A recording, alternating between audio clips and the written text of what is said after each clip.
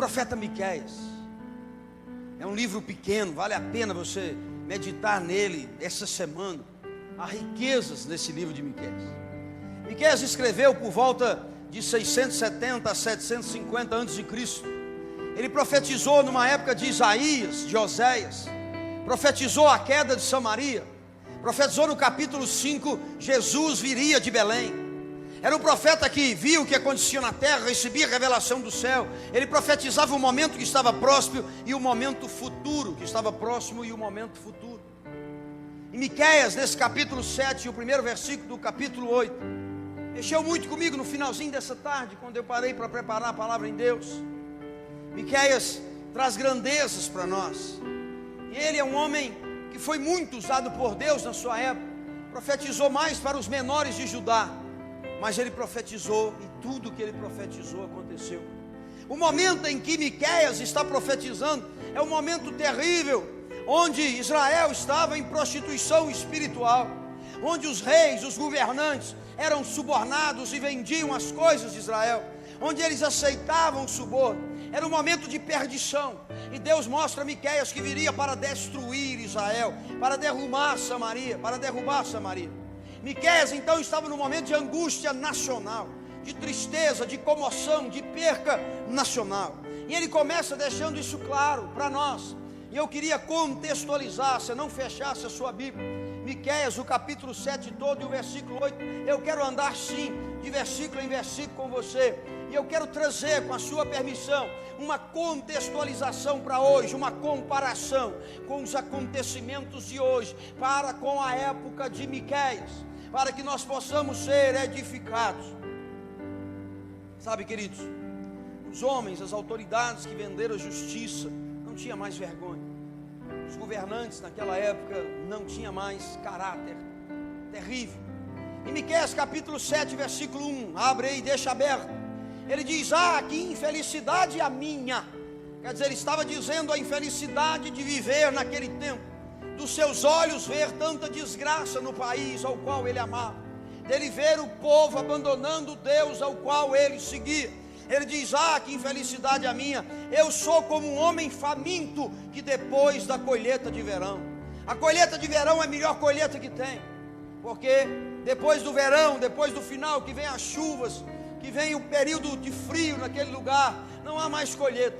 Então o período do verão, a colheita chamada colheita de verão, é o lugar da abastança, é o lugar que sobra, é o lugar que tem muito.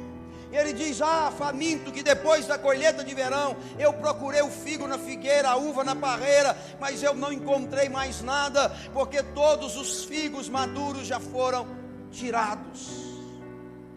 Ou seja, ele está dizendo que o tempo de verão, o povo de Israel não soube aproveitar, não soube segurar. E ele, o próprio Miqueias, quando vai para buscar essa bênção, esse milagre, essa prosperidade, Deus revela para ele que estava vindo um tempo de amargura.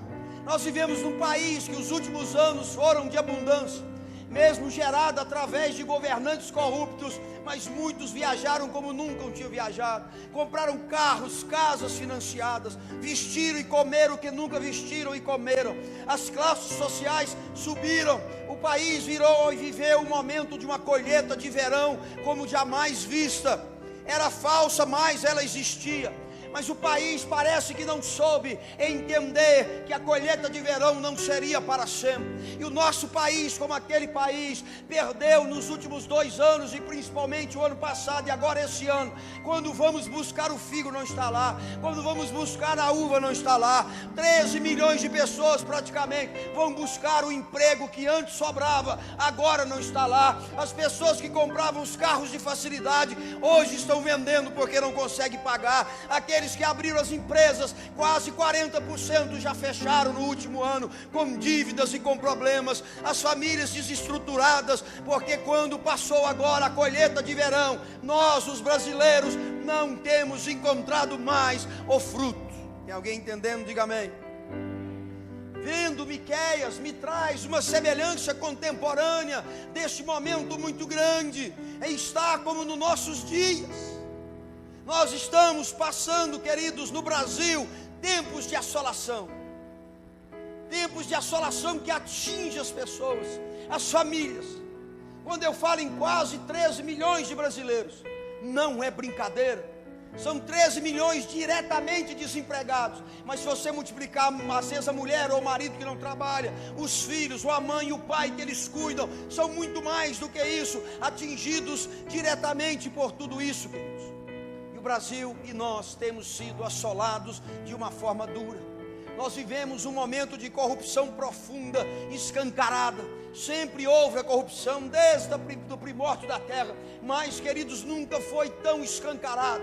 Nós nunca nos sentimos tão humilhados. E o pior, a corrupção não está só nos governantes, ela está enraizada na maior parte da sociedade brasileira. Porque você paga um guarda para tirar a multa, você paga um cara para dar um atestado falso, você só nega alguma coisa, você paga para pagar menos, você corrompe, você é funcionário público que aceita um jeitinho, você mata um serviço, você engana. A corrupção está no coração das pessoas. Todos criticam os políticos até que se abra uma oportunidade de se dar bem. Então, como estava na época de Miqueias, essa incerteza, esse desconforto, esse choro, essa perca, nós estamos vivendo igualzinho que Miqueias narrou para nós. Passou a nossa colheita de verão, nós estamos no momento de sofrimento, de dor e de angústia. Por isso o tema dessa noite é tempos difíceis, ambiente para exercer a fé. Fala comigo, tempos difíceis, ambiente para exercer a minha fé. Então no versículo 1 ele deixa claro o momento em que ele vivia, o momento em que ele estava, o momento em que ele se encontrava, o país, a cidade dele, assim como nós vimos. Mexeu muito comigo quando Deus falou, igual estava lá, está o Brasil, no final dessa tarde. O versículo 2: eis que as pessoas piedosas desapareceram dessas terras. Não há pelo menos um justo entre a humanidade. Isso o salmista já falava, que Deus passava o olho sobre a terra procurando um justo sequer. Queridos, tem ainda pouquíssimas pessoas piedosas, mas a crise, ela endurece o coração das pessoas. Os poucos recursos endurecem o coração das pessoas. Tem aumentado os mendigos, os miseráveis, e o coração das pessoas tem endurecido. O vidro do carro tem ficado mais fechado do que nunca. A piedade para com o irmão, a preocupação se o irmão da igreja tem comida em casa, se a conta da luz e da água está paga, não está quase acontecendo mais. As pessoas têm perdido a piedade nesse último ano. A piedade tem diminuído sobre a população assolada pela crise. Ele diz que não há um justo entre a humanidade. Romanos capítulo 3, versículo 10, diz assim: como está escrito, não há nenhum justo, nenhum ao menos. Continua no versículo 2: todos os homens estão à espreita, armando ciladas para derramar sangue. Cada ser humano caça o seu próprio irmão com laço. Irmão, para pensar, me entende. Eu estou só no princípio da pregação. Basta você ler um jornal por semana, basta você ver um programa na televisão jornalístico, você só vê gente armando laço para o outro, você só vê gente armando para o outro. Essa semana, para não falar milhares de exemplos, um camarada, um policial lá municipal de São Paulo, armou durante meses uma cilada para matar e degolar 4 jovens. Moças que são armados laços pela internet, elas saem achando que é um encontro amoroso, são estupradas, mortas. Pessoas que armam te enganando, pessoas que montam a facilidade de ganhar dinheiro fácil nessa crise. As pirâmides são laços que têm destruído vidas. Eu sei de uma última aqui em Brasília, o cara espalhou para vários lugares do Brasil, e eu escutando os caras falando, um perdeu 250 mil, 150 mil, outro perdeu 1 milhão, outro perdeu 20 mil, famílias que pegaram dinheiro emprestado e acreditaram no negócio, e agora não tem como pagar,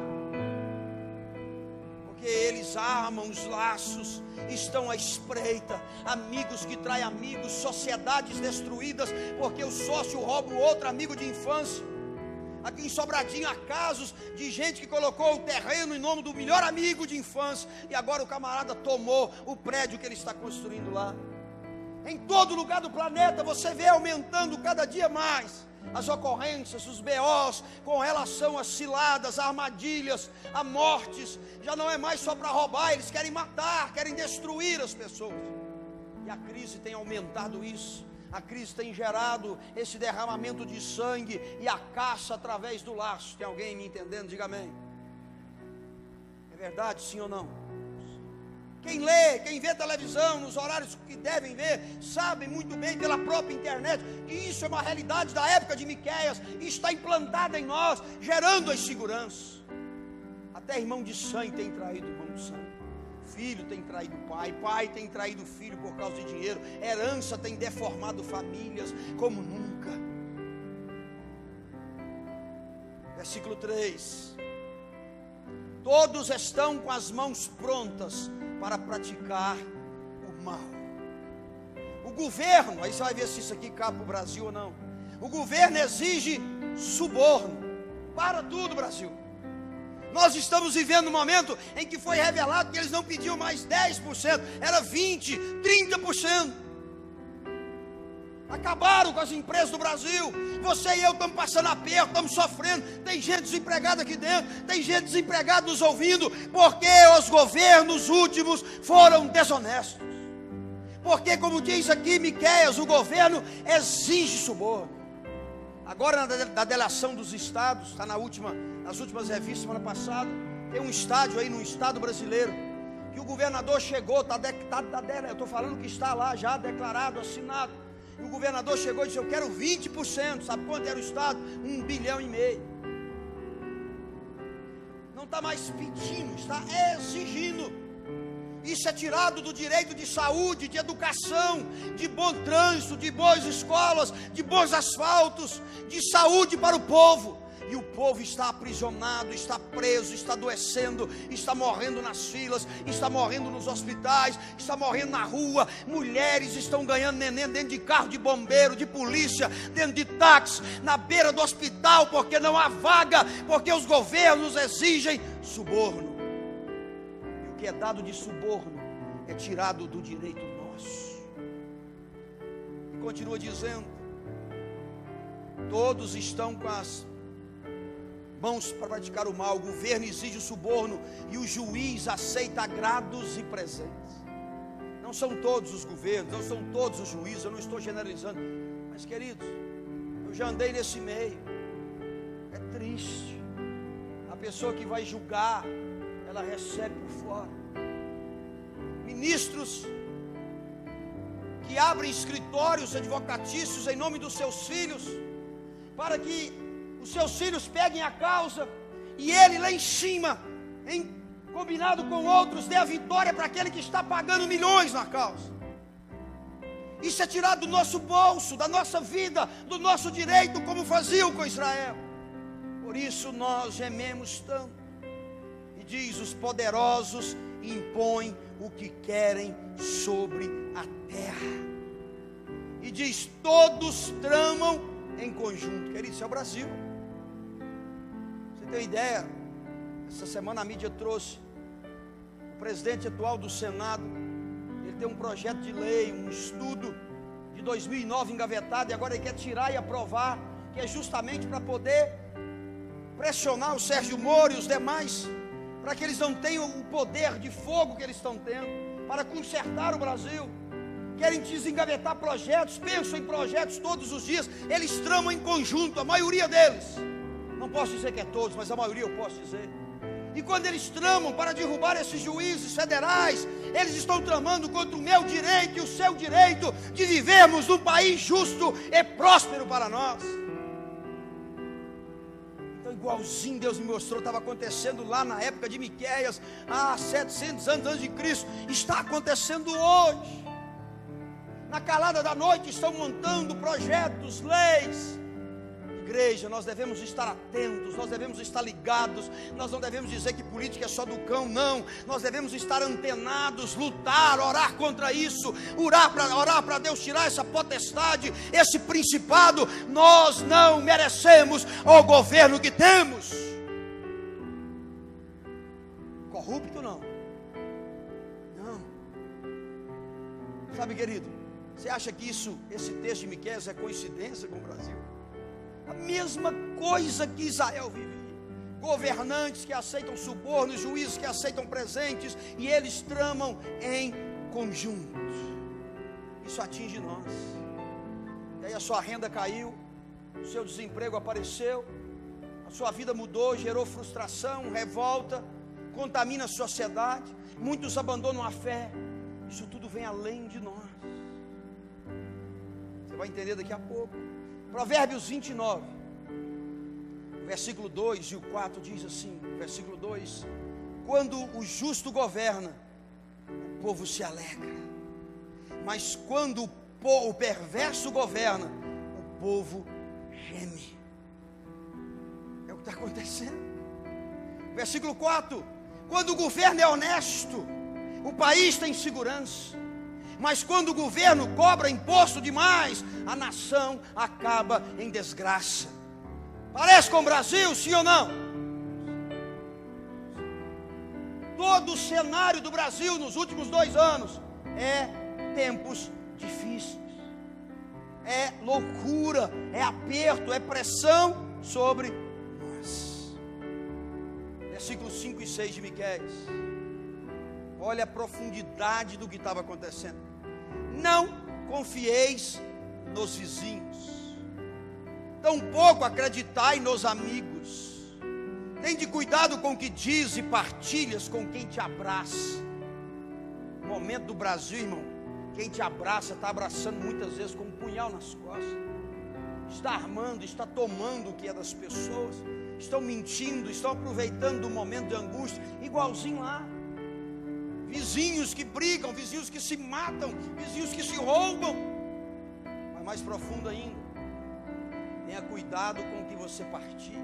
Versículo 6: pois chegou o dia em que o filho despreza o pai e a filha levanta contra a mãe. Espera aí, gente. Quem tem visto isso aí no Brasil, levanta a mão aí. É só ler. É só levantando, não. O filho está matando o pai, um atrás do outro. Filhas têm matado os pais, juntado com namorados perversos. Filhos não querem obedecer mais os pais, não honram pais. Graças a Deus a minha casa não é assim. Mas a gente lê isso todo dia nos jornais, igualzinho na época de Miqueias. Famílias desestruturadas, filhos rebeldes, filhos que viajam porque fizeram 20 anos, 19, 18, 21, não obedecem. Filhos que roubam os pais, que ameaçam os pais. Nós estamos vivendo isso agora, nesse momento. Os grandes inimigos do homem são os seus próprios familiares. Já parou para pensar, queridos? Esse ano, se você pesquisar quantas ocorrências policiais de irmão matando irmão, de filho matando pai, o inimigo mora ao lado, dentro de casa. Por quê? Porque está assolado. As pessoas querem manter o nível de vida que tinha na colheita do verão. As pessoas se endividaram, estão desesperadas. As famílias estão brigando, desesperadas, igual naquela época. Muitos deixando Deus e aceitando suborno, aceitando qualquer coisa. A crise está brava, o negócio está pesado, como na época de Miqueias. Versículo 4: o melhor entre os meus irmãos é como um espinheiro, o mais justo é o pior que uma cerca de espinho. Irmão, isso é verdade. Quando a gente fala da igreja em geral, a gente tem encontrado espinhos dentro das igrejas. A gente tem encontrado ovelha que virou espinheiro, cerca cheia de espinho, irmão. Você não consegue nem chegar perto. Fura todo mundo, magoa todo mundo, fere todo mundo. Pessoas que só reclamam, só murmuram. Pessoas que não querem servir, elas querem uma igreja construída para elas em particular. Irmãos que se ofendem, que se entristecem. Pessoas que são obrigadas a deixar a igreja por causa dos irmãos espinhentos. Olha para o seu irmão e fala: não vire um porco espinho gospel.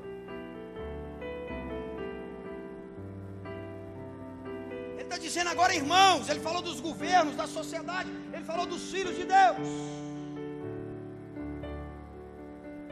Pastores se degladiam aí fora, que falam mal da gente. Coisa incrível. não aceita o sucesso dos outros. Agora tem crente que está orando contra o outro. Tem irmão que está orando contra o outro. Macumba gospel. Fica com raiva do líder. Vai cair fogo, cai fogo. Deus, manda fogo. É sério, quem já viu alguma coisa parecida? Me deixa sozinho, olha o tanto de gente, eu estou até surpreso. Lá em Anápolis não tem isso, né, irmão? Vamos mudar todo mundo para Anápolis. Queridos, é isso, os irmãos espinhos, os irmãos que machucam, pessoas que querem a igreja para si, elas não querem servir, elas querem serem servidas 24 horas, elas não pensam no que falam, no que escrevem, no seu WhatsApp. Grupos que destroem, fofocas que destroem. Nunca tantos pastores, pode pesquisar, é recente, agora de 2 meses atrás, nunca na história do Brasil tantos pastores abandonaram os seus chamados e eles não aguentam mais as ovelhas porco-espinho. Não aguentam mais ser sugados, maltratados, abandonados. Rapaz, a igreja, a maioria dela hoje tem sofrido da mesma forma. Ele diz: eis que é chegado o dia profetizado pelas suas sentinelas, o dia do castigo de Deus, portanto desde agora reinará a confusão. Ele estava falando nesse momento do castigo que Israel recebeu poucos anos depois. Mas eu posso trazer, como Deus me disse essa tarde, está chegando o tempo da volta do meu filho. Está chegando o tempo do castigo, da diferença do que serve e do que não serve. Está chegando o dia que prestaremos conta de toda palavra lançada dos nossos lábios. Então aquele clima era para chegar o dia do Senhor sobre Israel. Esse clima está prevendo a volta de Jesus. Acorda, igreja. Desperta, igreja. Pega a mão no arado e vai servir. Pega a mão no arado e vai buscar vidas. Pega a mão no arado e larga de tititi. A Bíblia disse: meu olho me faz pecar, eu quero arrancar e entrar cego no céu do que com 2 olhos no inferno. Se minha mão me faz pecar, eu quero cortar e entrar maneta no céu do que com as 2 mãos no inferno. Se meu pé me faz pecar, eu quero cortar e entrar manco nos céus, mas não quero entrar com os 2 pés. Por que não acrescentar, Deus me permita, eu prefiro entrar sem língua no céu do que linguarudo no inferno. Todo o clima ambiental, toda essa bagunça no mundo. Não sei se reparou, dessa semana para cá tivemos 3 terremotos. O de ontem foi mais de 7 pontos. O mundo está de cabeça para baixo. Como ele disse, está chegando o dia do castigo de Deus. Atualizando, fazendo um download para você compreender. Eu vou vincular essa palavra que eu dei agora a 2 Timóteo 3, de 1 a 5. Aí você vai lembrar de todos os versículos que eu li. Sabe, entretanto disto, escreveu o apóstolo Paulo, nos últimos dias sobrevirão tempos terríveis. Quem acha que nós estamos em tempo terrível, levanta a mão. E quem acha que homens amarão a si mesmos, serão ainda mais gananciosos. Quem tem visto isso aí pelo mundo ali? Mais arrogantes, presunçosos, blasfemos, desrespeitosos aos pais. Olha, tudo que Miqueias profetizou para aquela época, eu estou trazendo para hoje. Ingratos, ímpios, sem amor, incapazes de perdoar, caluniador, sem domínio próprio, cruéis, inimigos do bem. Essas pessoas que assolaram e roubaram o Brasil, elas são inimigas do bem. Traidores, meu filho, isso aí tem de balde por aí. Inconsequentes, orgulhosos, mais amigos dos prazeres do que amigo de Deus. Olha agora, com aparência de piedade, mas negando o seu real poder, afasta-te, portanto, destes também. Se você pegar essa palavra de Paulo a Timóteo e voltar nos versículos que eu li para você, é igualzinho, irmão. Só muda a expressão da palavra. É igual, então nós estamos mesmo chegando. É hora de acordar. Nós estamos em tempos difíceis, sofrendo a ação de uma geração corrupta, púlpitos cheios de pastores e falsos mestres, homens gananciosos usando o evangelho para enriquecer, assolando, dominando vidas, abusando. Até dentro das igrejas você tem que saber escolher para ter paz. São momentos difíceis. Sim, Miqueias vivia em carne e osso num tempo igual ao nosso. Mas ele não conseguiu encontrar ajuda nos companheiros, nos governantes, nos líderes espirituais. Ele estava vivendo sem ajuda em tempos difíceis. Isso foi só a introdução, amém? Então aqui eu quero aprender com Miqueias que tempos difíceis é o melhor ambiente para exercer a nossa fé, viver pela fé, andar pela fé, ver pela fé, esperar pela fé, esperar contra a esperança se for necessário. Então Miqueias, naquele momento que ele viu que viria o castigo, que não tinha conserto, ele despertou a sua fé e voltou para Deus. O que eu quero é que você, nesse momento que estamos atravessando do Brasil, possamos aprender com Miqueias de forma urgente e voltar a nossa fé para Deus, queridos. Voltar a nossa fé, resistir aos dias maus. E aí eu quero que você acompanhe comigo em Miqueias 7:7. O segredo que Deus usou Miqueias para os remanescentes daquela época que ainda eram justos, que ainda não estavam corrompidos, e que deixou para nós. Miqueias diz: contudo, na minha versão, contudo, quer dizer, com tudo isso que eu te narrei, com toda essa desgraça, com todo esse acontecimento que nós estamos vivendo, tudo que estamos vivendo, essa força contrária, ele diz: contudo, quanto a mim, bate no peito e fala: quanto a mim. Queridos, exercer a fé em tempos difíceis é uma decisão individual. Você não deve esperar pelos irmãos, você não deve esperar pelos líderes, você não deve esperar pelo governo, você não deve esperar pela troca de autoridades. Você não deve, você tem que dizer: quanto a mim, eu não olho para ninguém. Mas Miqueias ensina: quanto a mim, eu depositarei toda a minha confiança no Senhor. Diga comigo: tempo de crise, eu devo depositar toda a minha confiança em Deus. Depositar é deixar, sabendo que eu vou resgatar. Olha que lindo. Quando eu vou a banco e faço um depósito, depois eu tenho o direito de quê? De sacar o depósito. E se eu deixar ele no lugar que rende, eu vou sacar com correção. Se eu vou mudar de cidade, não posso levar os móveis, eu alugo um galpão, um container, eu deposito as minhas coisas lá, mas elas continuam sendo individual. Ele diz: eu deposito toda, não é parte, não é meia, não é pelo alto, toda a minha confiança, não mais em bancos, não mais em líderes, em governantes, em pastores, mas no Senhor. Quando eu deposito no Senhor, a qualquer momento eu posso resgatar a minha confiança na atitude de fé naquele que é o meu Deus. Tem alguém comigo? Diga amém. Deposita na crise para resgatar ainda na crise. Quando eu deposito a confiança no homem, maldito o homem que confia no homem. O Salmo 32:10 diz assim: o ímpio tem muitas dores, mas aquele que confia no Senhor, a misericórdia o cerca. Aleluia. Irmão, a misericórdia te cerca se você deposita a confiança.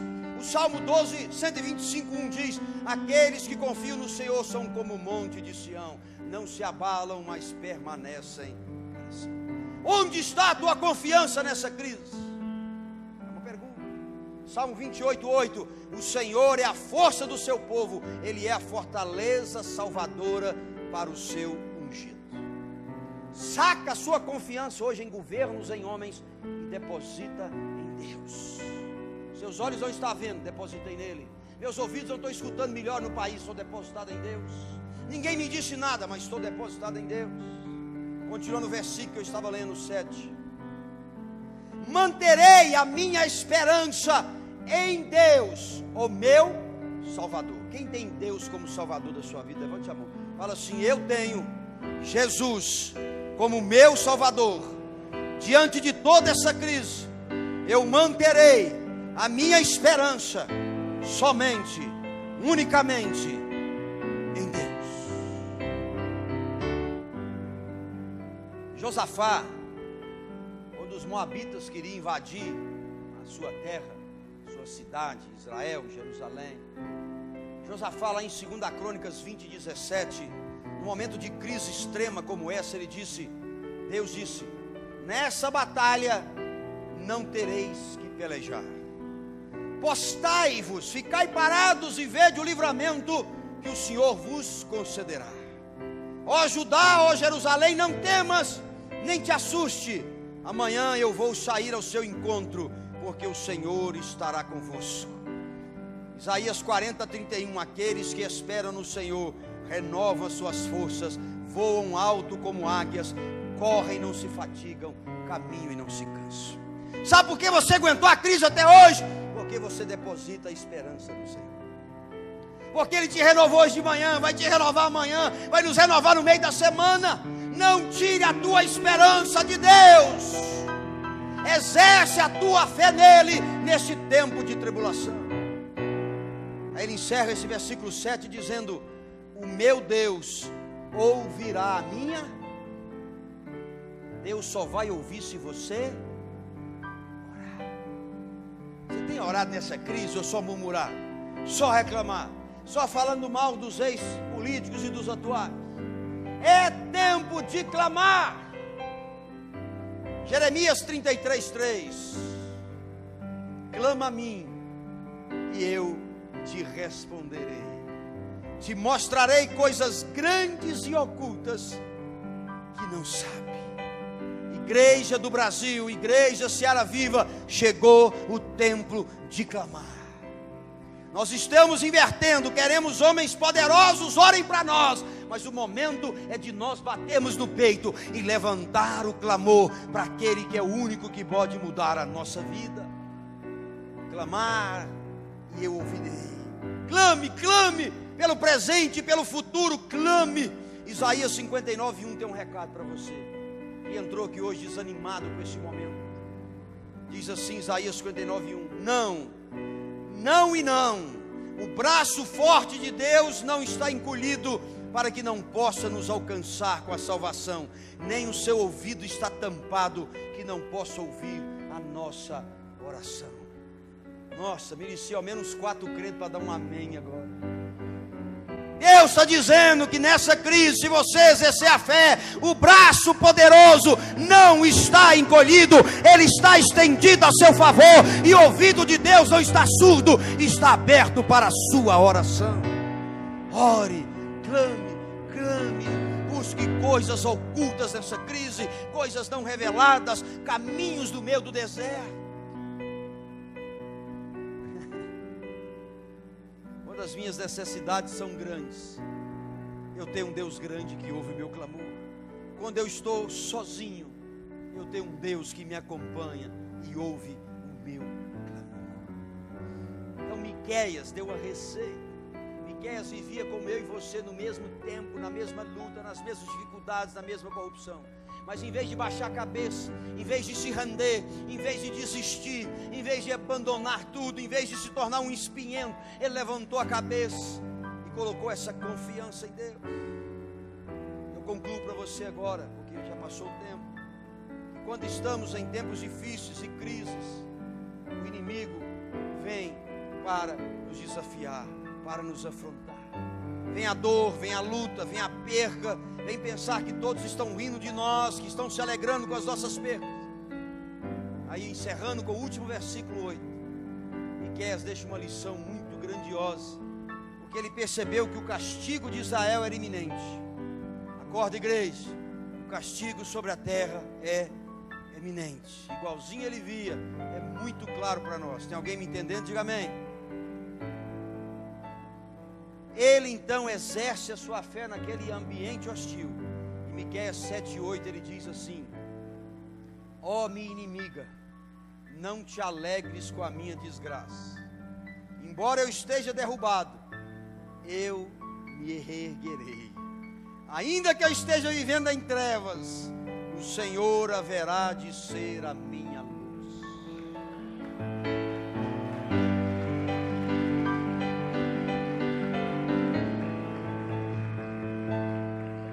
Nas trevas das suas dívidas, o Senhor brilhará a sua luz.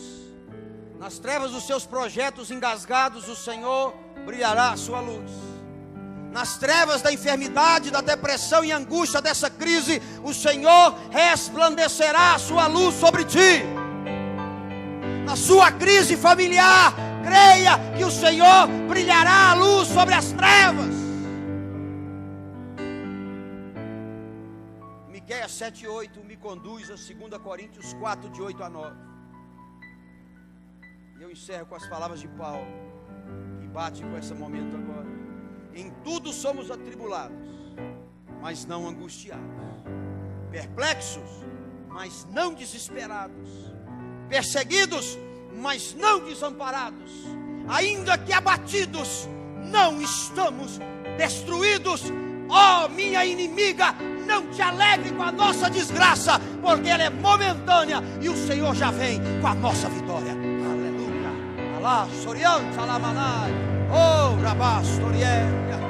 Aleluia. Fique de pé conosco. Oh, aleluia. Saia daqui hoje crendo que esse tempo e ambiente de crise é para você exercer a sua fé como nunca. Quem está sofrendo com a crise, eu quero te desafiar a fazer uma palavra de fé comigo agora. Levante a mão. Quem está sofrendo? Eu estou. Quem está sofrendo? Fique com a mão levantada. Não é só financeiro, não. Familiar, saúde. Levanta a mão. Eu vou falar meu nome. Você vai falar o seu num ato de fé. Você que me ouve em casa, em todo esse lugar do mundo aí, você faça conosco. Vou falar meu nome e você fala o seu.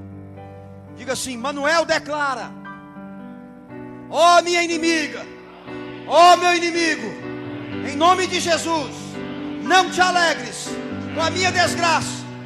Embora eu esteja abatido, eu estou me reerguendo.